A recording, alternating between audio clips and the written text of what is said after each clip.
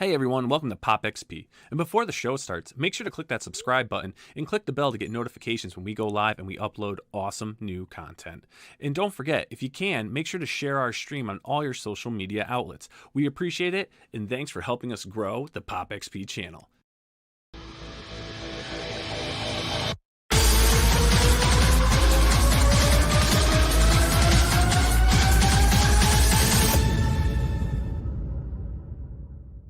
What is going on, fellas? That's right. We got an episode of Crowdfunding Comics tonight. Mr. Tucci, Mr. Blevins, and Mr. Lawson. And we have a great guest tonight. I mean, it's the third or fourth time on the show. A good friend of Billy's, become a good friend of mine, a great friend of the channel, an incredible creator. I'm ready for this, guys. Every time I see that promo, the linchpin in the whole industry, right, yes. Billy? I mean, Matt has been. Well, here's a funny story. Absolutely, and Matt's story of how he got into comics is comic book legend.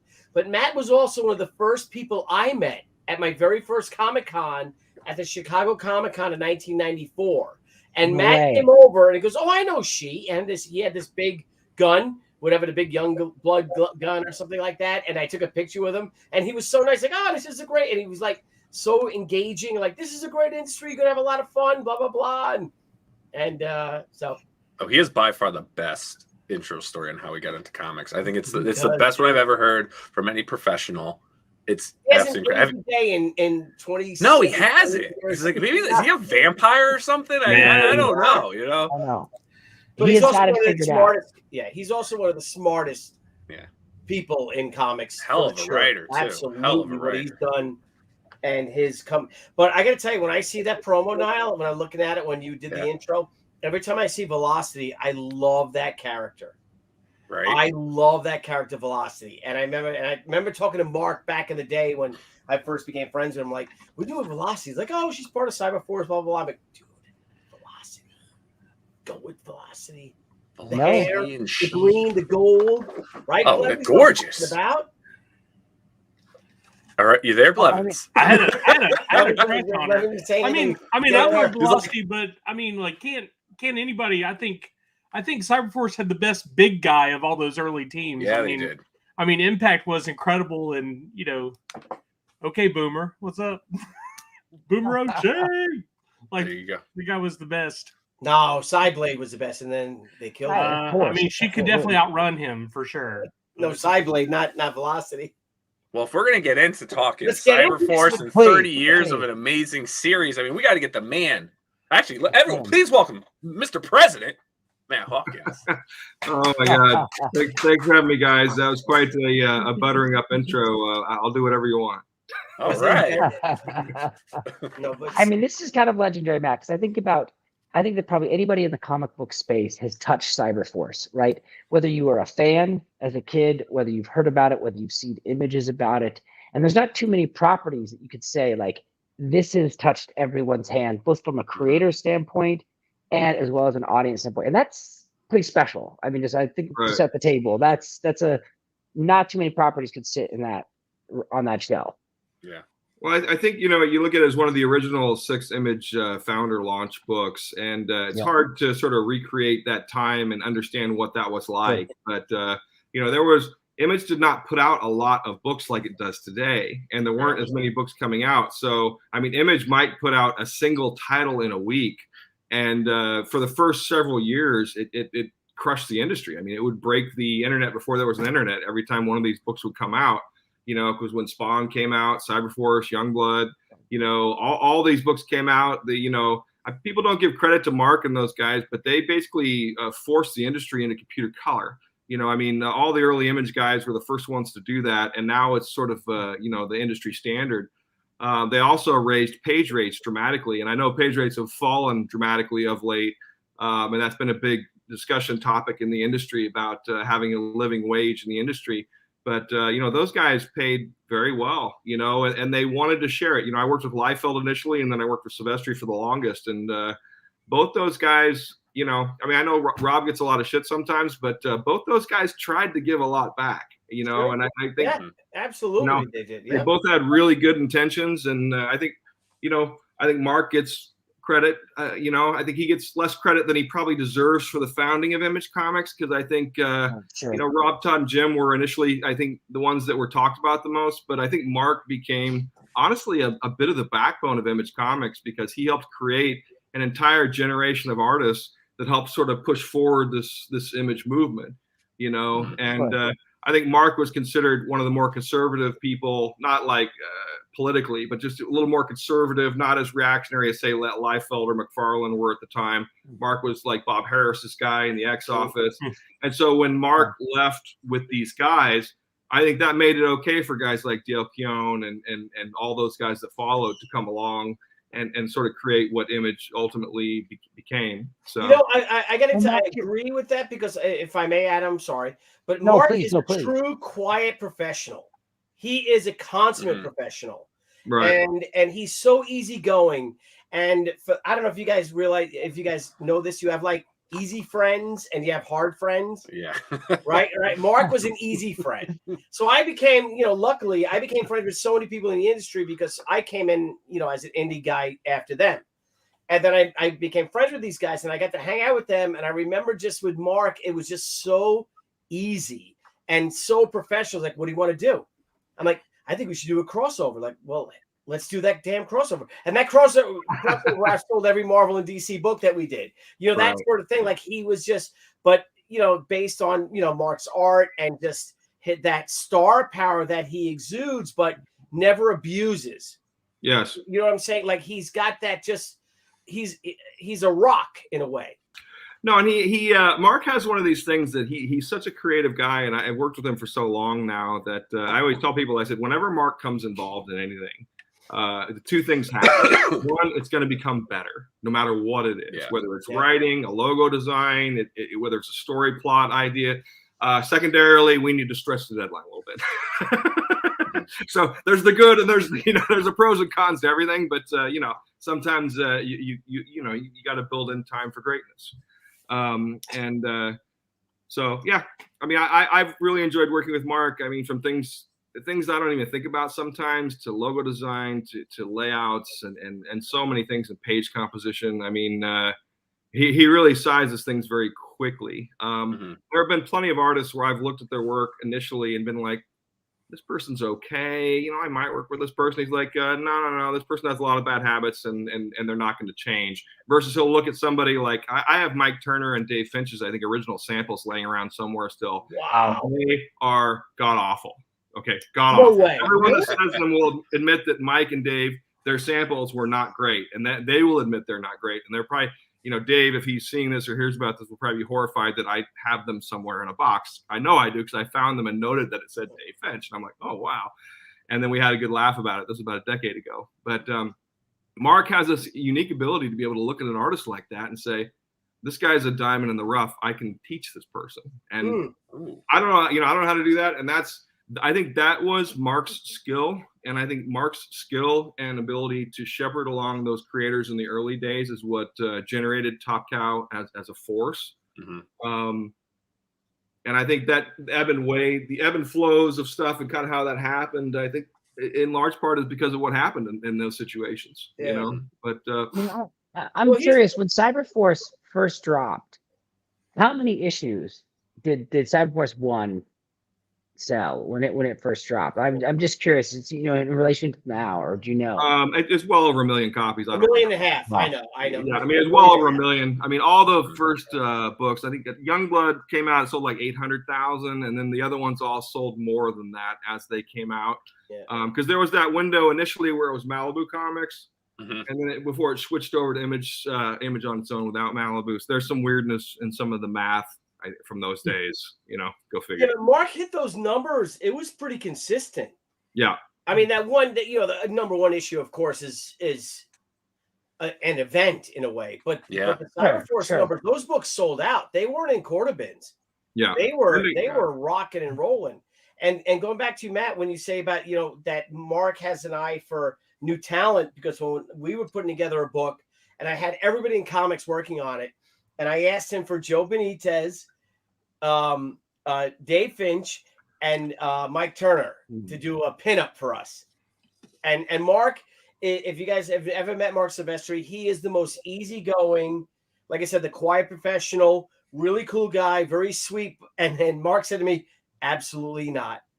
To have them do a pinup because they were like, they're working for me, that they're behind, but again, as you said, they're putting in the time to make these pages. And you're talking about Marc, you know, this is when Mike Turner was probably working on Witchblade #1 at the time, because I saw all the early art for it, because we were doing that one book.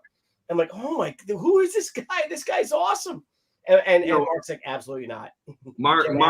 Mike Turner's very first work is in this, I believe is in this Cyberforce hardcover. Fantastic. His ballistic work. I mean, I backed it. Now, Matt, can I ask you a question? As someone who, like, you're almost like a unicorn in a way that you're a business person, but you're also a creative. So now you're juggling two things as president of Top Cow, and you've been doing this from your extreme days, way back in the day when you first met Rob Liefeld at the signing and all that legendary story and all. But how do you balance someone who comes in there, because you're not a Bob Harris, you're not a Ralph Macchio, you're not these you're not a Carlin, you're not these classic editors who are just editors. You're a writer and a editor. You're a business person, so you're juggling all this. How does that affect you dealing with the amazing influx of creators at Image Comics? Like, how do you find that balance? And does your heart kind of outweigh the business part? Like is that usually a conflict that you have to deal with as a creative yourself? Yes, I to answer your question, I think if I was a little more ruthless, I would be wealthy, and I'm not. So, you know, if you look at most of the artists I work with, they feel very well compensated, and I share everything. Any ancillary money I've ever made off of film and television, I've shared 50% with the artists I work with, even though I shepherd all that and sell all of it and do all the work on it. But no, to me, it's a artists, it's a collaborative effort. You know, I can do four, maybe 5 books in a month if I put my mind to it. You know, an artist might be able to do 1. You know, a guy like Mark Bagley might be able to do 2, but most artists are less than 1 a month on average. So it's not really a fair comparison. Obviously, the artist is the more important part of the equation. If mine is only 1/5 and theirs is 4/5 in terms of the time involved, then you know, you need, and that's why I think Top Cow has been so successful, is because we've always worked with some of the top artists in the world, and we've helped create them. You know, and I wonder sometimes why we get such loyalty from certain people, like Sedgwick. You know, Stephen Sedgwick, who does Sunstone, Witchblade, 99, so many books. Like, this guy he's just a good guy and seems real loyal to us. And I realize we just taking care of the guy and let him do his thing, you know? And you don't realize how important that is when you're sort of used to that kind of creative freedom. And then you start working for someone else. Like, he did some work with DC and kind of got to see what corporate comics would be like. And it's a really radically different experience. But honestly, the way I do it, Billy, is I change my day. Morning I write, afternoon I do business, and it's a mindset. It really is a mindset. Shit, you take a nap in between? Oh my god! How do you switch off? Like, he's got a hat that he just turns. And Adam. No, that's why I don't usually take meetings in the morning. It's just, you know, I get up, I write, and then usually I'll take and walk down to the mall and grab some lunch or something down here, and then I go back and start my business day. I don't know. It's just the way I've always done it. I totally agree with that. You know, I'm a TV showrunner, and so a large part of that I'm writing season, and in my case, I also direct a lot of the episodes. And then some days it's just like, dear God, can you get through the physical realities of it, right? Where you're no longer in there talking about it. And I agree. I think that's a nice mashup that you have to do. That, like, when you're in that headspace, right? When you're in the writing headspace, you have to preserve that box, right? And then you can open the box where there's all the chaos, right, of business and you know, production.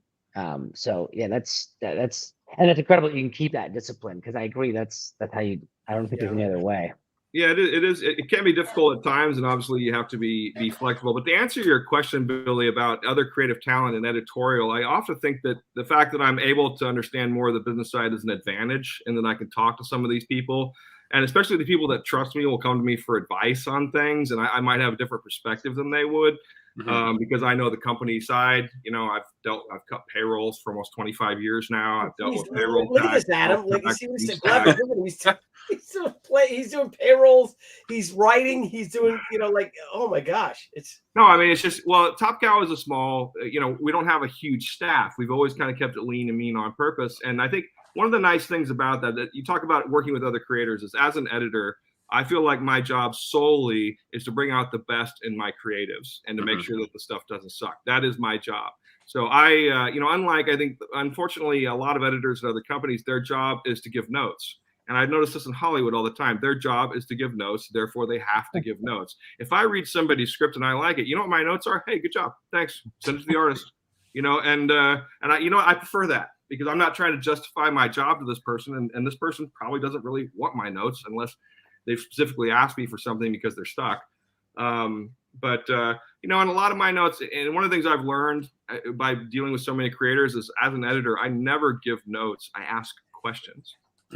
Because if you can get a writer or a creator to answer the question and own the question themselves versus you telling them to do it, if you can get them to say, oh, you know, maybe this is a little too dark in this area, I need to lighten it up because it doesn't match the tone of the rest of the story, or whatever the fucking note is. You know, I mean, if you can get them to say it themselves and it's their idea versus you telling them, they'll embrace it. And who cares? Credit. I get credit on all these books. I don't care. You know, that's actually, if I may, but that's an interesting tactic, even because we have a lot of people that watch our show that are younger creators and new creators. And a lot of them are artists, I mean, writers looking for artists and all. But that's a very interesting approach also for artists.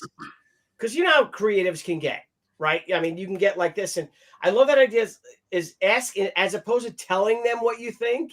Yeah. Or what you think they should do, is asking them a question. Like, right. Well, what do you think of this? And putting it back on them, and then have them work it out. Like, wow, you know, you're right. Because it does, it opens that door, and like I said, there's nothing worse than two creatives, you know, because you can lock the whole thing, damn thing down. And if there's something as minor as a continuity error, like this character was here and it should have been there, when you ask them the question, oh, where was this character that they got to there? They can correct it or fix it or give you a reason. And I've often, when people have done that to me, and when I've been pitching and sometimes in the room even, I've come up with better ideas on the fly than what I originally had. And I've seen people do that too. So sometimes you just roll with your instincts. Do you think that part of the big success of Top Cow is the fact that you have been very very small in numbers, but actually huge in stature? Like, I mean, you have a quality and not quantity. You know, you have a very tight knit group, which lets you run a tight ship, you know, if you will, which may also be kind of a little intimidating to people that want to come in and try to do something new and start with Top Cow. But I mean, do you think that gives you, or that definitely accredited to some of your success? Well, I think yes. The answer to that is yes. We've always intentionally kept it a boutique operation. That was Silvestri's idea by design. You know, he would rather do less and better. You know, I mean, he sort of had that as a rule, and the other rule was wish fulfillment. We can't do characters that no one would want to ultimately be. You know, and that even if it's Jackie Estacado, who's the darkness and this horrible person, you still have to make him a heroic, interesting anti-hero that people still, there is some sort of wish fulfillment for that. So these were sort of, honestly, I think the success of Top Cow comes down to the fact that Marc Silvestri created an environment for a bunch of creative people to come in and be creative. Yeah. And while we're on this topic, though, I had something I wanted to bring up, and I was going to bring it up towards the end of the show, but actually I'll bring it up now, is you guys have your talent hunt 2022 currently going on right now. Now, you do this every year, and as it states, you know, you're looking for one previously unpublished writer and one previously unpublished artist. How did this begin? It started as an artist hunt, and this is a number of years ago, 10 years ago, I think we did the first one of these, and it's actually every other year. I say every year, it's annual, but we're not doing it every year. Oh my God, that would kill me. Well, I mean, you get like 1,600 of these things, and I have to read all of them. You know, I mean, it's that takes a lot of time. But no, I mean, it started out as an art contest because we used to do art contests with Wizard. We did a talent hunt with the Wizard magazine. I don't remember. I think it was Mike Choi was the guy we found through that. Wow! No way! Wow! And that, I believe, was the artist or somehow involved in that. And then, so we started running these. We ran our first one about 10 years ago, and that was just an artist hunt. And then the next year, somebody, I don't even remember who it was, someone mentioned to me, it just sucks that there's no opportunity for writers. And I thought about that, and I brought it up to Mark, and he's like, yeah, we could do that. And we tried to figure out a way we could do it. And this is I think our 6th talent hunt that we've run, and it's a little more finessed, but it took a while to figure out how to do it. I fear that some of the people that are participating might think I'm a little more of a dictator these days in sort of the groups, but I no longer tolerate online foolishness in any of my groups I run. Was the idea of the I can talent support hunt, that. Yeah. Yeah, I can support that. Yeah, I can support that. Was the idea of the talent hunt something that may have stemmed also from the success of the Wildstorm talent hunt that got you, or that got them, J. Scott Campbell, back in the day when they did their big talent search in like Wildcats 2. Right. Rob did the first talent hunt at Image. There were several at Extreme Studios. Bad. No, I'm just saying. And then no, that was the thing that happened a lot was different people get credited for different people's ideas. But I remember, I if memory serves, Rob ran the first one of those because I helped run that. And then do what? Go ahead. What a great time that was. And here's Rob. Oh, it was the best. Rob's a little older than you. He's I think Rob's a year younger than me. And here he comes in, and he just, him and and Todd and Jim and all, they leave, right? Which was a bold statement at the time. What a move, to leave and to create their own properties. And they changed the face, they turned the page of comics history. And then Rob comes out, and like I said, like you were saying earlier, the people give Rob shit and stuff like that. But here goes Rob, like, I'm going to do a talent contest, and I'm going to give you an opportunity that Marvel and DC never has done, and put an open talent thing out there. And then he brings in someone like you, and here you are looking at it. I mean, I don't know how many pages you had to look at, or Xeroxes or stuff like that back in the day, but probably faxes. Yeah, much easier today. No, they used to mail them. We didn't allow fax. In the early days, it was all mailed submissions and mailed photocopies of art, and man, it was just going through the stacks and stacks and stacks of these envelopes of stuff. And I'm sure you all know what it's like to go through portfolios and stuff like that. I mean, most of it's painful to look at. How many people sent you originals and not Xerox? Yeah. How many originals did you guys get, not Xerox copies? Oh, there were some, but we built into that contest that don't do this. And even if you look at the rules, I don't send original art, and if you do, it's not going to be returned. I mean, I think we did try to return it, but it's just hard sometimes because you don't know who it's from, right? And stuff like that. I mean, I still have a few pages from my early Image days that I've posted online a few times. I don't even know who they are. I just like give them back to whoever they are. I have no clue who they are. I was one of those Brazilian artists. Tentacle Pentacle asks, when's the deadline on the talent contest here? It's like the end of November of 2022. So you've got like 11 months. I mean, we do that on purpose for several reasons. We realize that people might need time to research it. Most of these people don't have regular, these aren't regular comic people, so they might need time to figure it out. And we're not in really a giant hurry. And usually if I get all these things by the end of November like this, I can read them over the Christmas break, and then I can sort of filter out. The one thing I always tell people on a talent hunt like this, especially in a written format, is keep it as simple as possible. I mean, keep in mind that whoever is reading these things probably doesn't really want to be reading them. And I would say that's me. So I know for a fact. So don't give me a reason to stop reading. Yeah. Well, Matt, as you know, as a writer, it is so hard. And Adam, it is so hard and Blevins too. It's so hard for a writer to break in, right? Because as a cartoonist, say, as an artist, you could be Marc Silvestri or Rob Liefeld. You could send 4 or 5 pages in, right? And that portfolio will come in, as you were saying, Blevins, in the FedEx box, the Xerox copies. And you're like, holy shit, look at this guy, right? You got Dale Keown samples or Joe Benitez samples, right? You see that immediately, and you're like, damn. Who the hell wants to read 7, 10, 12 pages of story? No. It's not that who doesn't want to read it, but who's got the time, as you're saying that, right? So Yeah, and for me, it's Well, I like mean, I honestly look at it. hard. Which one of these things am I enjoying? Like, if I find myself getting all the way to the end of the story, I'm like, oh, I made it all the way to the story. That goes in the I need to read it again pile. You know what I mean? Yeah. And that's like 1 in 20. Yeah. Get Adam, you were saying something? It's tough billing, right? Because it's tough billing. Even like I write television, and it's hard for me to get my executives who are paid 6 figures to read scripts and give notes and prepare them for the studio. It's hard to get them to read stuff and give feedback. So the fact that, Matt, you're willing to read contest level writing is really commendable. And I'm always curious, Matt, like, when you think about Top Cow, not to jump to the end of the discussion, but where is the future of Top Cow? Because you have such an incredible legacy that's pretty undisputable. Like, where does it go, or do you like the place you're in? You know what I mean? I think we like the niche spot that we have. We've done both a good and bad job of maintaining it, and I think we're in a better spot now than we've been in a long time. I think with sort of the nostalgia of the 30th anniversary between Witchblade, The Darkness, and some of this crowdfunding stuff that we're doing, I've been shocked. I mean, how often do you do a second volume of something that outsells the first? I mean, we sold more of Darkness Volume 2 than Darkness Volume 1 through Kickstarter. I mean, you can imagine soliciting that through Diamond, the numbers would be half.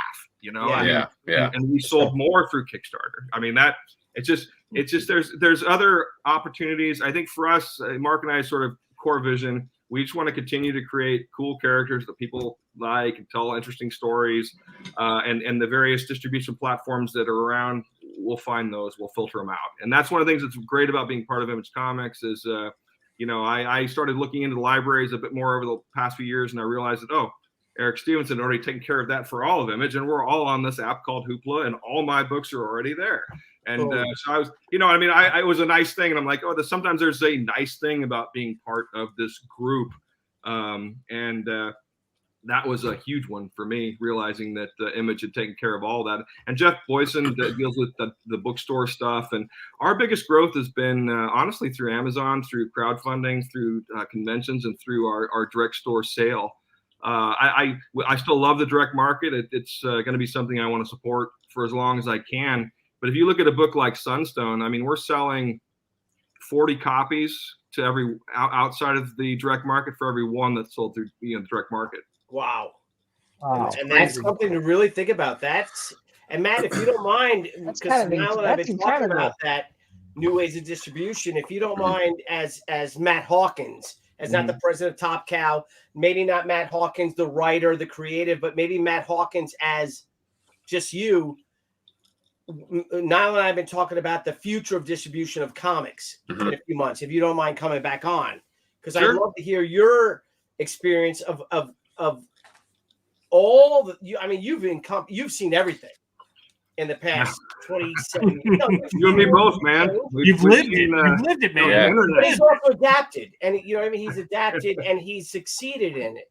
And that's and to bring that point up, that you were saying that you're surprised that the Jackie story, the second Darkness has eclipsed the first in sales. I'm not really shocked by that because, as you said earlier, the Jackie was not a likable character.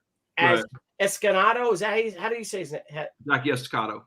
Yes. So as this mob killer guy type of thing, but as the Darkness, that really touched a nerve with people. That he finds more humanity as the Darkness than he does as his regular self, and that carried over. I mean, you guys really locked in on the anti-hero because Witchblade's not an anti-hero in my opinion. And it always worked so well with Sarah was a cop and Jackie was a criminal, and they were attracted to each other, and that was just such a great fertile area for storytelling. But when you have a criminal that you root for, like the Darkness, that's a fucking home run right there, bro. Right? Like Tony Soprano, I always said I looked at it as a supernatural Sopranos. Boom. Totally. Everyone loves a good anti-hero. The Darkness, from the game as well as the book, as well as the games that have come out about it. I feel like that's a world, and just the idea of these demons in his coat that become weapons in his tools. I think people have loved that forever, and obviously it's all the Darklings. Great, and Garth is great. Yeah, the Darklings were great, and I mean, if you look at Mark's creation of the Darkness, I mean, he basically admits he did the anti-Superman. You got Clark Kent, who was this guy that was the last surviving guy from his planet, the luckiest guy, goes to this other planet where he's the strongest guy. He meets the best foster parents he could ever have, and leads the storied life. I mean, look at Jack Scotto. His father, I think, had sex with a crack whore and then killed her after she gave birth to his son. Then he was murdered brutally, and then he was sent to an orphanage, and then he was taken out of an orphanage like at age 8 by mafias, and then trained to be a hitman from age 8 until current, and then he gets the power of the darkness. The one thing, by the way, time, man. But see, that's balls, because I remember when this was happening, right? So I remember having lunch with him and telling him about the darkness. I'm like, wait a minute. You have Witchblade. She's Witchblade's real popular. All these, like, why are you gonna do this? Make it a girl. Yeah. No, dude. No, dude. This is a fucking dude. This is a man. This guy, and he told me that, like you just said, he's a bad dude, and all this is happening. I'm like, holy shit, this guy is on a whole nother new level. I can't even. He's not a girl. I can't. Yeah, I can't comprehend this. Well, Matt, how much easier would it have been if the darkness was, Dark Child, Mary Escott, Jacqueline Escott, you know what I mean, like that, and made her that. But he went that way with the dude, and it was just gold. Well, the romance story would be way different. Yeah. Well, I don't know that my memory might be a little fuzzy, but if memory serves, I believe that Darkness was actually created before Witchblade. It's just Witchblade came out first. And I'm not sure, because I was still with Liefeld at that point, and Mark always loves to tell this story, but the first time Mark ever spoke to me on the phone, he was screaming at me because I was trying to steal Mike Turner for Extreme. We have an history together. So that's awesome. I've only heard Mark yell twice ever, and it's ever. The guy is like Billy was saying, he's the chillest guy you would ever meet. I've only ever heard him yell twice, not at his wife. Never heard him yell at anyone. I've heard him yell twice at me. Man, I have a crazy. I deserved it both times. So I have a crazy question. Like, I don't know why I didn't think about this, but the fact that you were at Extreme when Rob was trying to get the Youngblood animated series going, and then they were also trying to bring Cyberforce in and do like that hour, that comic hour, and it was really weird. Image action hour. Yeah, it was weird because it was Youngblood and Cyberforce, which were two different studios. Were you part of that? I was not. I was there when Rob was doing that. I was with Liefeld while that was going on. If memory serves, the animation company we were working with called Nirvana. Does that sound right? That sounds definitely right. I think so. I remember meeting and working with a guy and them shooting some Youngblood animation, like as a trailer. Ultimately, what killed that was Fox. Fox was doing the X-Men. Marvel they locked it and locked that out. That was a power play that Marvel did. And I'm not sure exactly how that went down at the time, but Marvel came in with the X-Men and locked it out and said, don't do that with them, do this with the X-Men.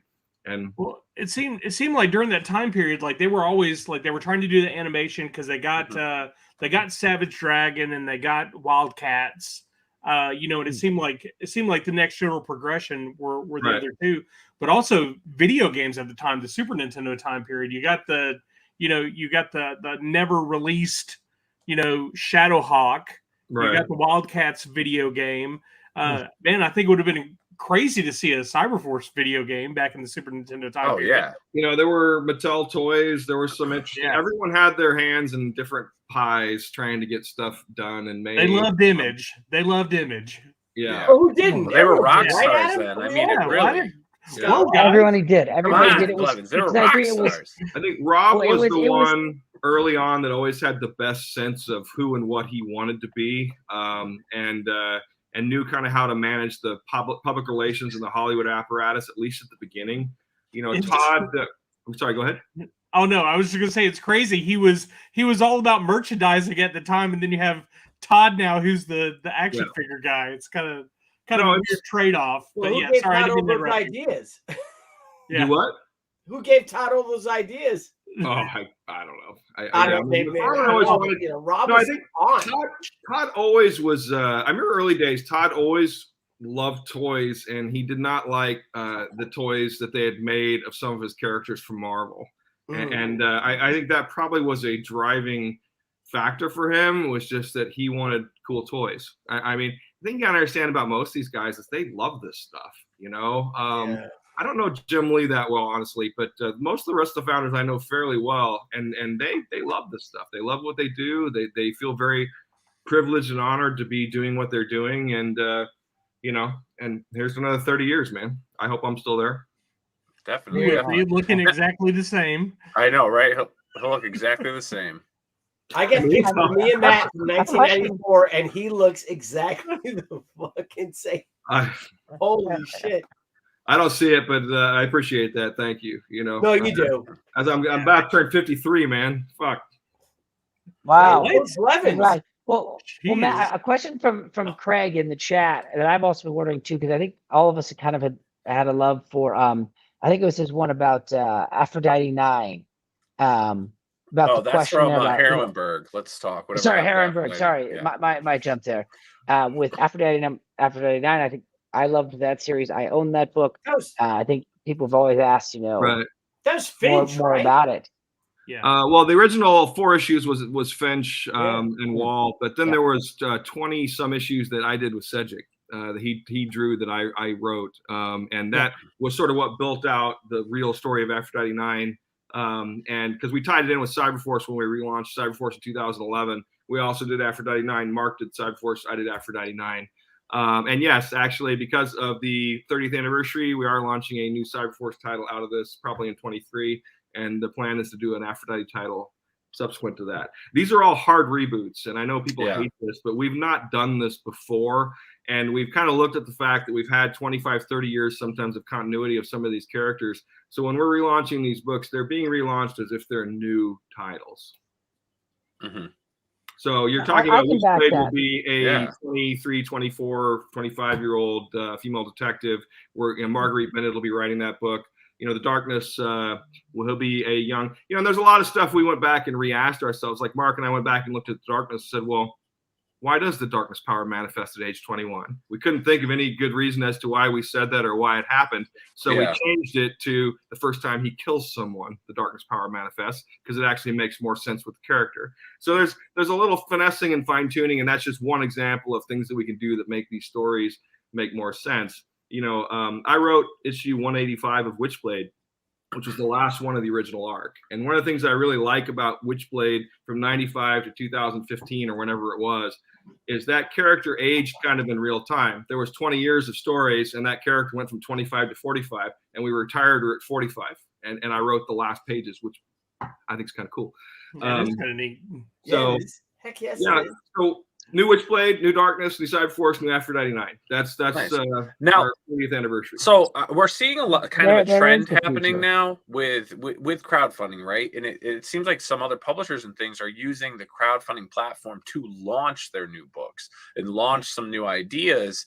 Will Top Cow be going in that direction as you guys kind of go into new story arcs, new characters, or even rebooting, existing characters?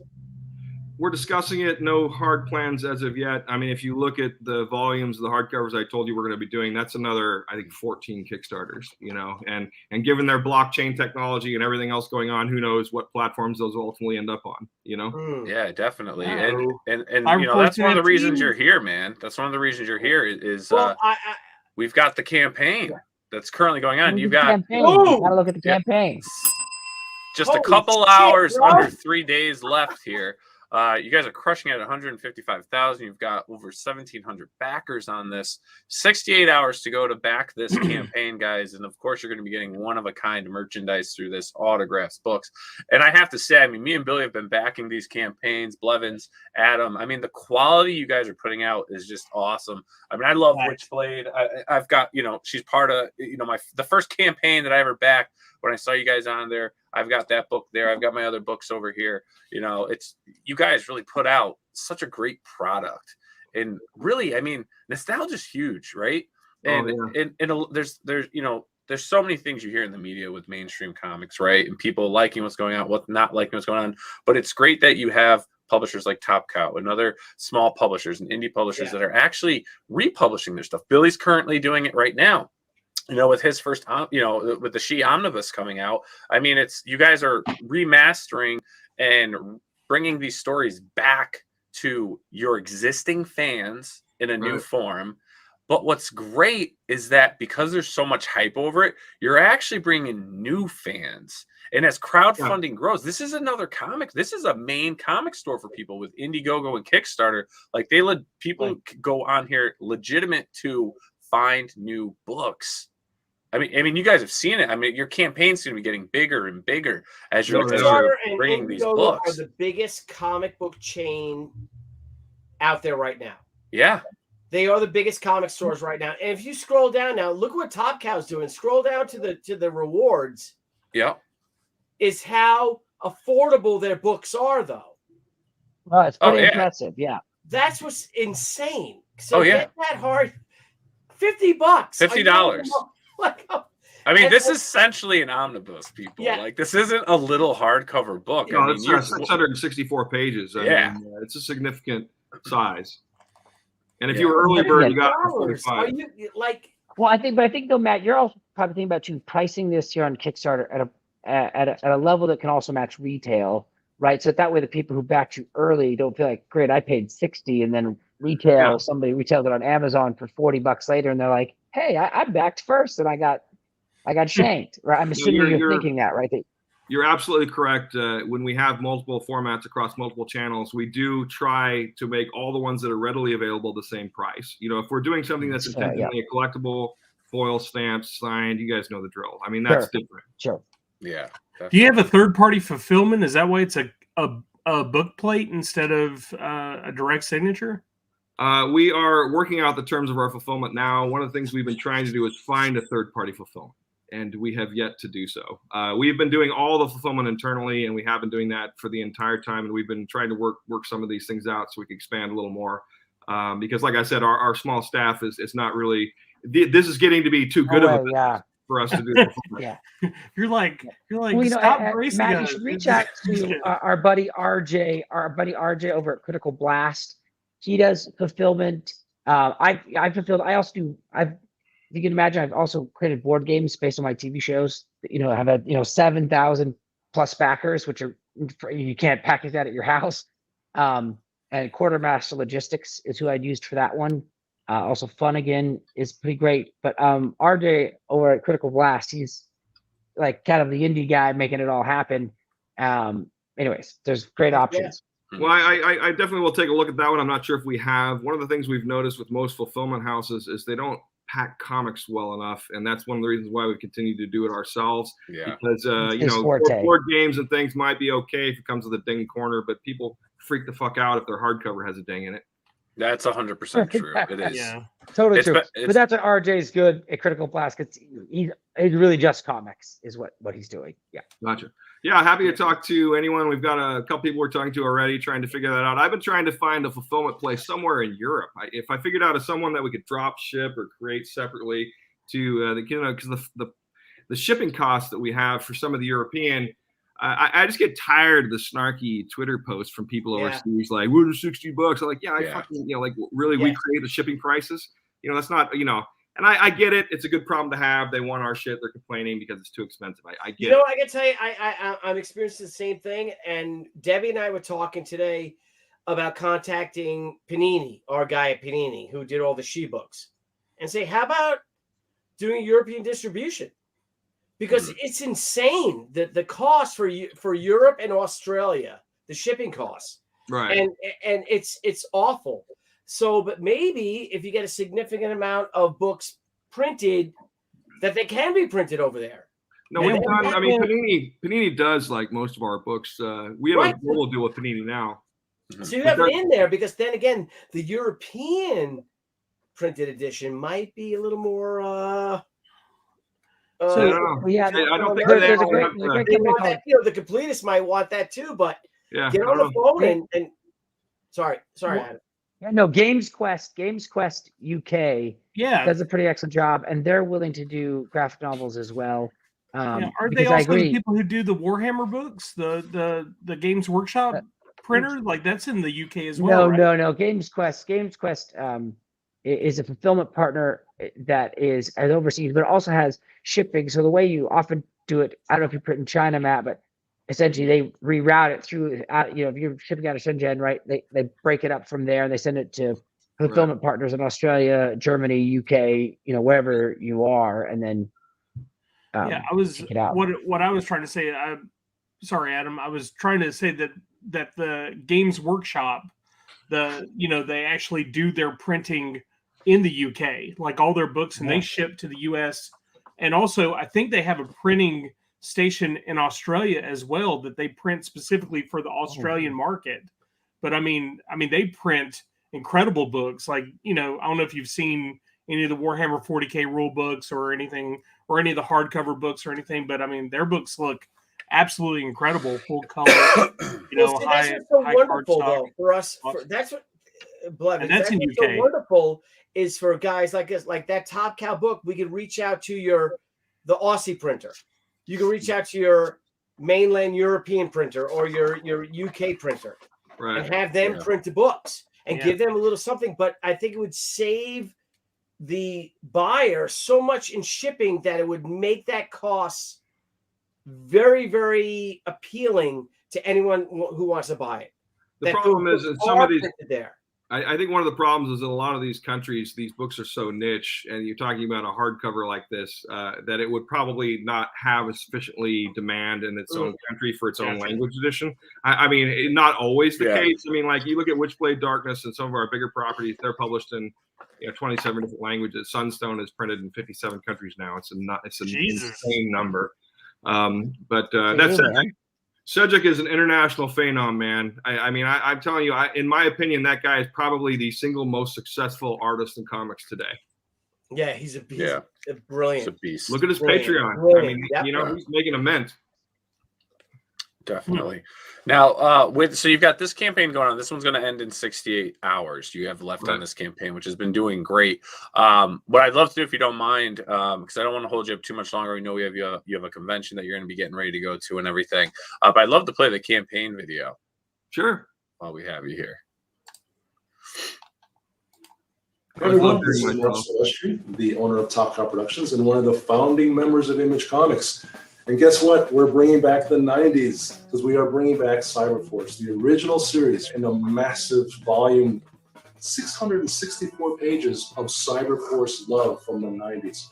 Remastered, it's going to be brilliant. It's going to be beautiful. You're going to love it. If you've never seen this before, check this out because it's a time capsule for those fun days. And if you remember the old days of Cyberforce, you've got to have this for your collection. Just like the 90s, everything was bigger and badder back in the day. It collects Cyberforce Zero, the original 10-minute war miniseries, the Killer Instinct crossover with Wildcats, the ongoing series issues 1 through 13, and Origins 1, CYBLADE, STRYKER, Cyberforce Annual. I mean, you've got some of the biggest and best names from the 90s. You got Jim Lee, Todd McFarlane, you got Mike Turner, Dave Fence, Joe Chito, Scott Williams. But we have a lot of art by Marc Silvestri. Oh, that guy. Yeah.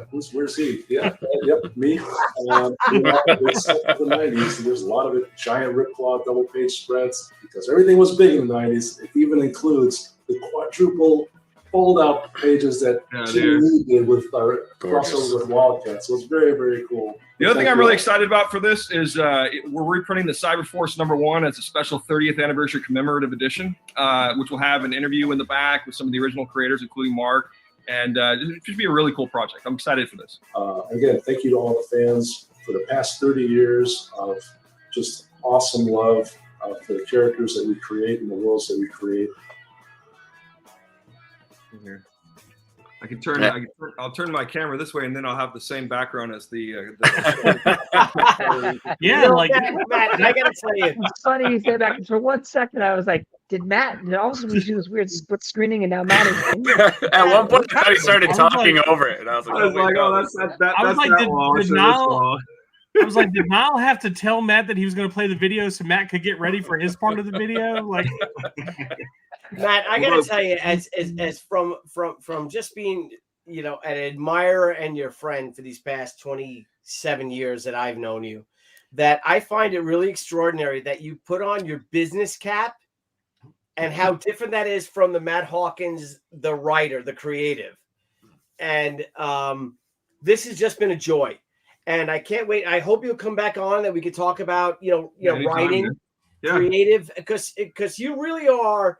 And I'm not blowing smoke up your ass at all because we're friends and all, but I mean, you really are an amazing person. I mean, that you can be able to shut one thing down, and then you know, most of us. I mean, Adam, let's talk about this, right? The AB personalities or whatever, the left brain, right brain, but Matt's got like a middle brain that he can do all business and then shut it off. He doesn't have to take a nap. He goes to lunch or have a cup of coffee, and then he can go to writing all night or something like that.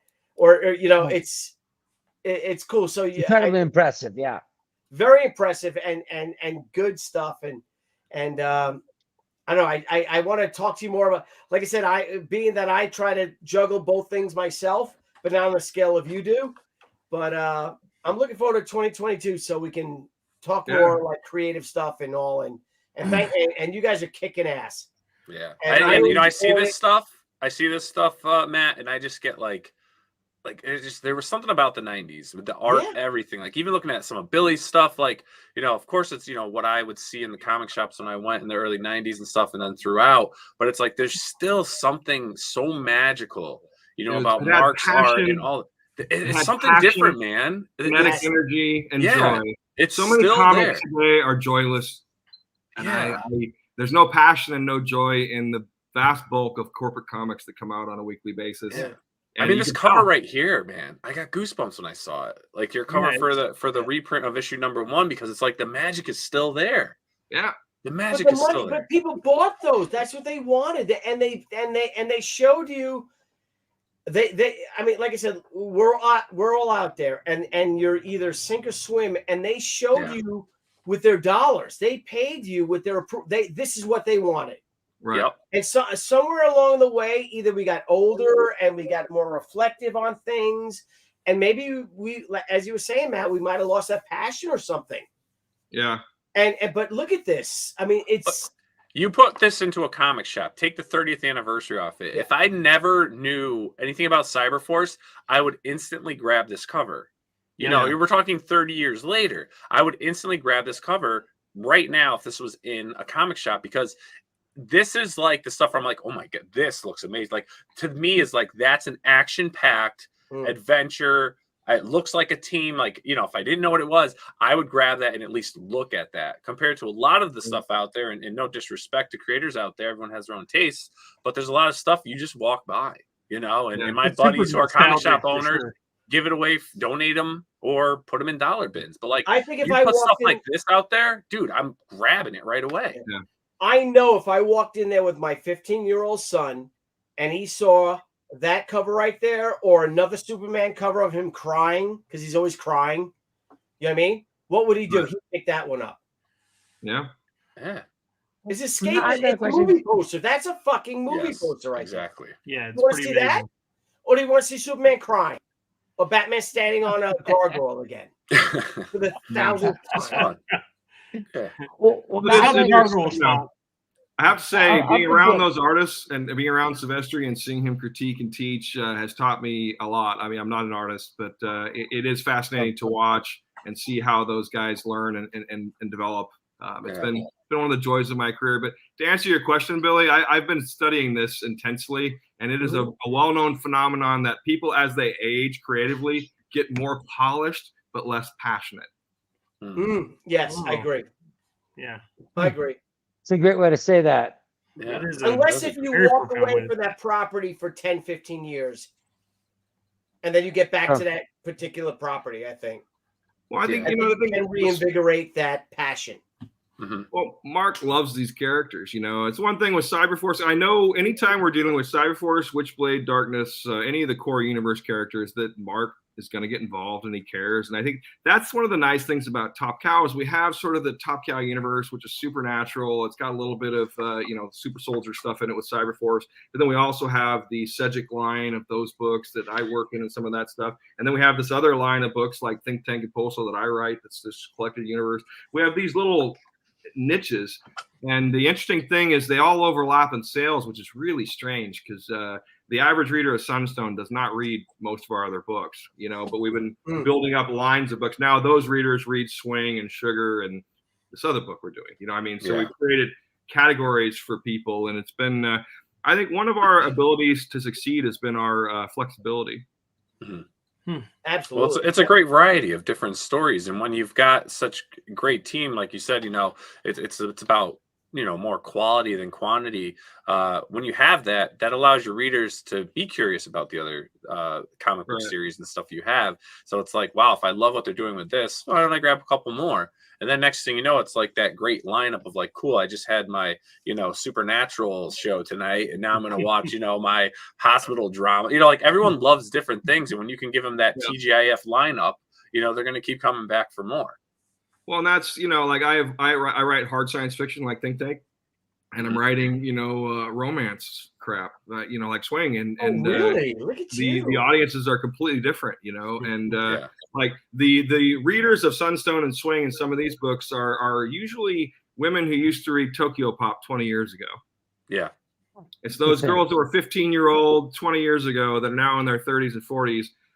They're seeking a content, and they gravitate towards this, and it's doing very well. Nice. But we have all these different curated lines of books that are completely different, and it's weird because it's weird. Like I said, one week I'll be writing romance, next week I'm writing about nanotechnology drone strikes on Mars. Oh my God! See, that's Matt. Matt, can you please come on for 45 minutes so we can talk about that? How you switch? Sure, anytime. Like, holy shit. It's different sets of glasses he has. That's what I think it is. Like, he's like, all right, I need to talk to man. I can switch on and off, and he's been doing this for 25, 30 years. Awesome. Yeah. Just awesome. I think part of it is because I'm not a writer by design. I became a writer out of necessity. I mean, I'm designed as a writer, but I never wanted to be a writer. It was never anything I sought out. I did it because it was available as an opportunity for me. And then I realized I was the cheapest writer I had.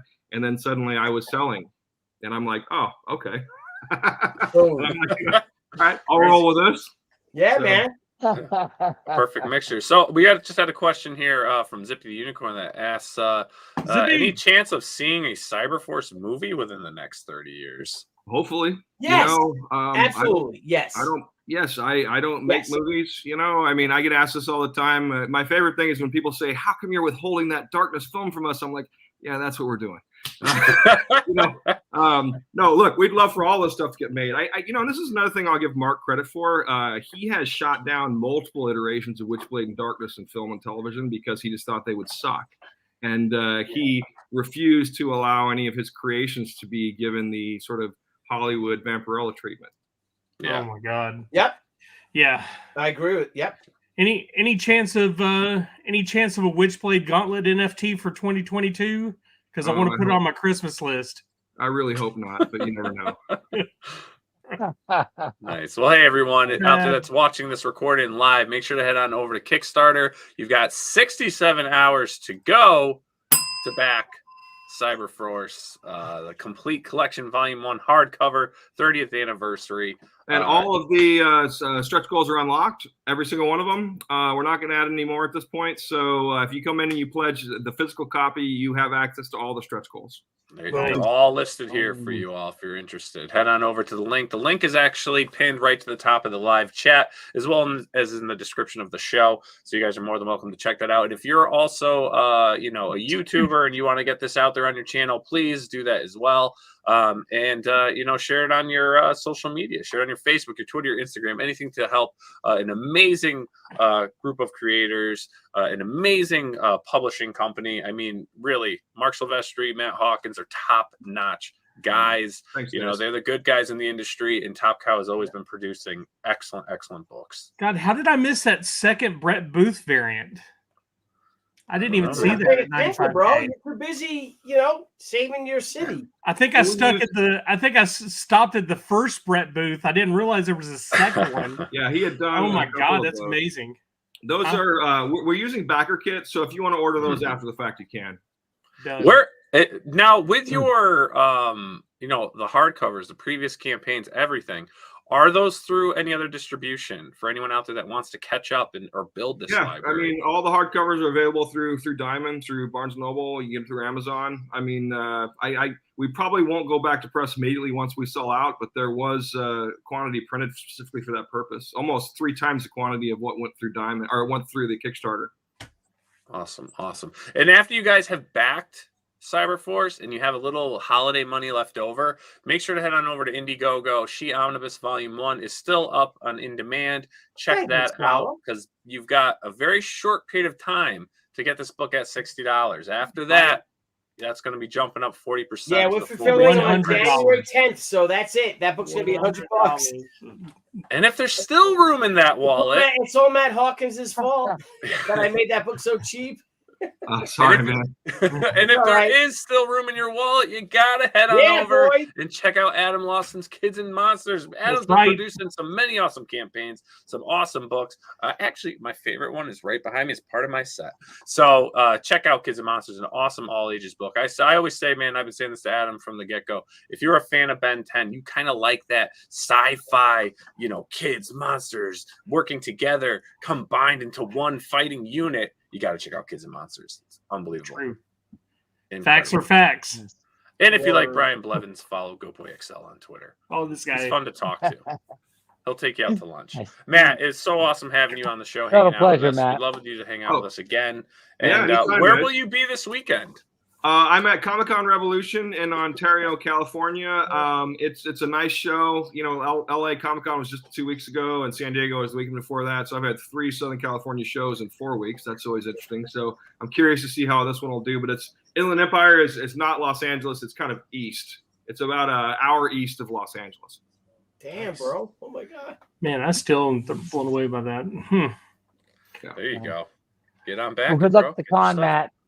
That's awesome. I hope the cons right now are really nice. The people are happy to be out. I think people are just so sick of being home, so it's nice talking to some people. It's actually, you talk about being stuck at home and writing by myself. I have my son who lives here, but just me and my son and my 2 cats. And it gets lonely sometimes, so it's nice to do conventions.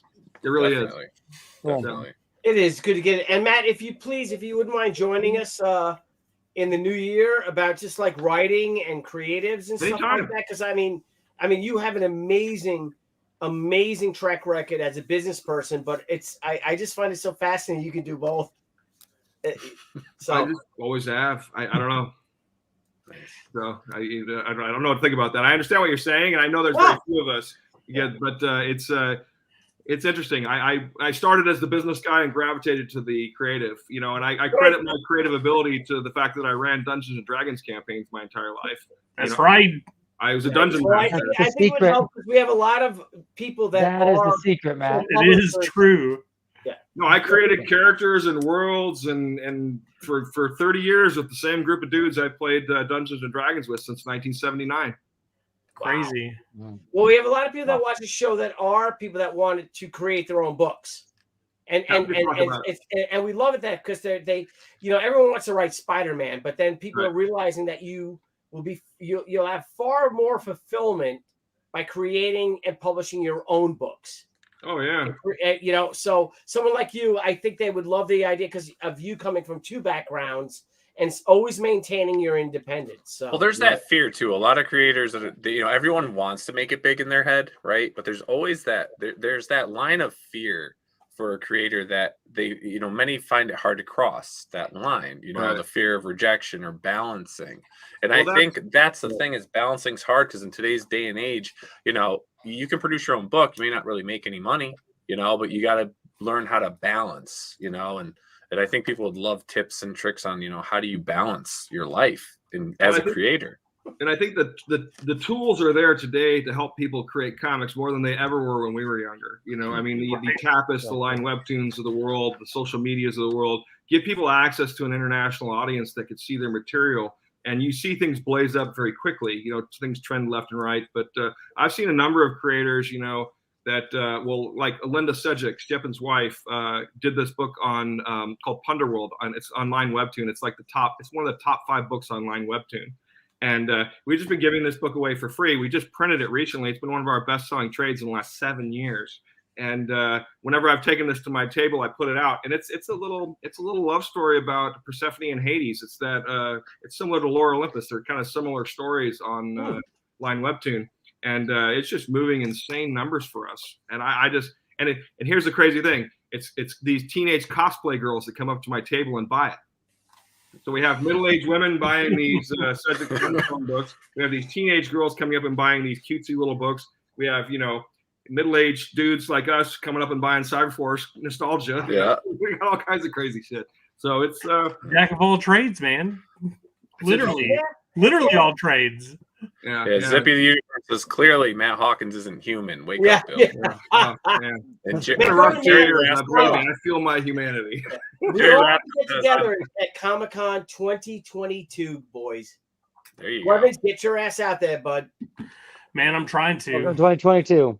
We got to do it, man. And Jerry Rasco says, I'm looking at stepping into that self-publishing world and crowdfunding. So all the information, inspiration is greatly appreciated. So I hope you're subscribed to this channel because that's the focus, man. Crowdfunding comics. Well, here's one of the secrets of crowdfunding. I mean, if you look how many do we have? We have 1,600, 1,700. We have 1,700 backers, and we're going to make. We're going to do very well with that campaign. If you tried to do a book through Diamond and you sold 1,700 copies, you'd be crying. I know. Mm-hmm. Yeah. You know what I mean? Very true. I mean, so it's all about, the industry has changed. And that's where I think creators today have an unparalleled opportunity. The barrier of entry to comics is lower than it's ever been, but the barrier to profitability is higher. Absolutely. Yes. Agreed. Anyone can publish a comic. You can go online Webtoon and put your stuff up there. It'll be up there tomorrow. You can put it on Twitter. You can publish. Anyone can publish now. So the line to entry, the barrier of entry is gone. Yeah, it's never been easier. It's never been like as Nile says, this is the new golden age of creating properties. Yeah, you get 500 Twitter followers that are hardcore about your stuff. You can make a career. 500. Yeah, think about that. That's not. It's in a very achievable goal by doing conventions regionally, and I think that's where you see a lot of people starting to realize. I look at Polito's campaign, Billy. I look at yours. You guys are doing. You look at a couple thousand people buying these things. It's hundreds of thousands of dollars. Mm-hmm. You know, I mean, it's. Mic drop moment right there. Shit, man. Come on. Matt Hawkins dropping knowledge, man. I mean, there you go. He's like, there is no excuse anymore. Yeah, he's like, there is no excuse. I feel like you were talking to me directly just then for some reason. I'm talking to you, and I may be talking to you and now Scala right now. Me and Matt Lawson. Mike and Matt Hawkins, right? Yeah. Get your damn. I have an election to win next year, Billy. What? I got an election I got to win next year. All right, we'll win that election. Let's get you to win that. I will. In the meantime, then Nile Scala, get your fucking book out. I got a show to Nile. Let's get him, guys. Let's get Nile, guys. Buddies, let's get him. Oh, it's like, good, they're off me. They're off me. All right. Well, Matt, thanks so much for hanging out with us. It was a great night. Everyone in the chat, you've been awesome. Again, 67 hours to back Cyberforce. Get out there, share the love, spread it on your Facebook, your Instagram, your Twitter, and let's get some more. Your professionalism is absolutely amazing too. Every interview, I mean, it flows off. So I mean, it's definitely inherent in you. I think that's amazing. Well, I appreciate that because my son was giving me endless shit for my lack of proper lighting for these things. Keep it real. Keep it real. So next time I'll get better lighting. I don't know. He's gonna give me a ring light. Yeah, I'm getting shit right now about Serenity or something for my kids. About video games and my Netflix whatever. and stuff. Hey, look, man. It's like I said. Thank you for all your help that you've done for me. In all honesty, I mean, you've always been so good to me. And you've been always been good to me too, friend. And we admire you, and we're so happy for you. And not only your business sense, because that's how we got to know you, is running, Rob's company and then moving over to Marc's and all. But also, I mean, you're an extraordinary creator in your own right. Well, thank you that means a lot, and I appreciate that. Honestly, I owe so much thanks to both Rob Liefeld and Marc Silvestri. I wouldn't be here talking to you guys. I wouldn't even know you if it wasn't for those two guys. So, good boys. Yep, good men. Well, hey, everyone, have yourselves a great weekend. If you're going to be at the convention Matt's heading to, please stop in and say hi. And I hope everyone has a safe and happy weekend, and we'll see you all next week. It's a holiday week, so we should have some fun streams lined up. Are we having a Christmas party this week? I think Thursday. Thursday night, let's have a Christmas party. Yes. Matt, and then I get Matt, little moves. Blevins, of course, will say, well, Blevins, you're working Thursdays, but we'll have you on. Next Thursday, I'm off, man. I'm off. Let's have a Christmas party, man, and drink eggnog and Let's just put a link up and just let random people come in. Yeah, let's let everybody in. Let's just let them in. Well, let's enjoy. Let's invite the cool people in. All right, so add on Matt, Billy, and myself. Cool. Oh, thanks. Oh, Merry Christmas, everyone. Good night, guys. Good night, Matt. Good night, everyone. Thank you. Hey everyone, thank you for joining us on Pop. If you haven't already, make sure to click that subscribe button and also click the bell for notifications when we go live and we upload some awesome new content. Also, don't forget to head on over to Twitter and follow us at ThePopXP and over on Instagram at ThePopXP. Thanks again everyone, and we'll see you soon.